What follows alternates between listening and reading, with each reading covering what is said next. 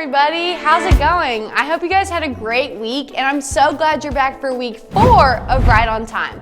If you haven't been watching, or if this is your first Kids Spot, I'm so glad that you're joining us today. So over the past 3 weeks, we've been learning about Joseph and his story. Does anybody remember what's happened to Joseph so far?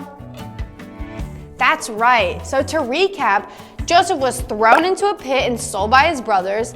His father Jacob thinks he's dead. He works for a man named Potiphar, and at the end of last week's story, Joseph had just been thrown in prison. Joseph was thrown in prison because Potiphar's wife lied and said that Joseph was trying to get her to fall in love with him.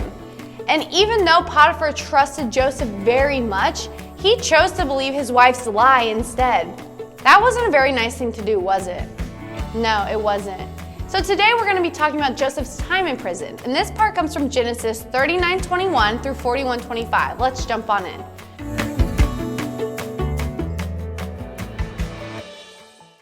During Joseph's time in prison, God made sure that he was okay. Not only was God kind to Joseph, but he also made sure that the prison guard was as well. Joseph was then put in charge of everything in the prison. That's how much the guard liked him. God continued to make sure Joseph was successful even in prison. While Joseph was there, 2 new people were put in prison in the cell next to him. One of them was Pharaoh's wine tester, and the other was Pharaoh's baker. And Pharaoh sent them there because they did something that made him mad. Both of these men had scary dreams one night, and they didn't know what they meant, but they meant something special. And Joseph noticed that they were down in the dumps, and he asked them what was wrong instead of ignoring them. He was kind to them.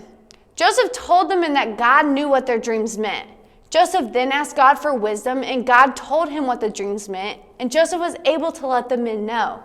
The wine tester was told that his dream was a good dream and that he was going to be released from prison. However, the baker was told that his dream was a bad dream and that he was going to die. Everything happened just as Joseph said, except the wine tester forgot about Joseph's kindness when he got released from prison. So Joseph was stuck there for 2 more years. Now, he could have spent his time in prison unhappy and unkind toward others, but he chose to be happy and be kind toward everyone. He chose to love being kind. And that's exactly what God wants us to do also. He wants us to love being kind in the way that we treat those around us. Now, I want everybody to think of a way they can love being kind this week, and then I want you guys to do exactly what you thought of.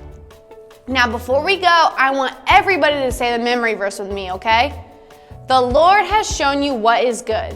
He has told you what He requires of you. You must act with justice. You must love to show mercy. Micah 6:8.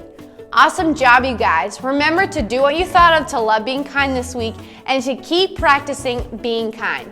See you guys next week for week 5 of Right on Time. Bye, friends.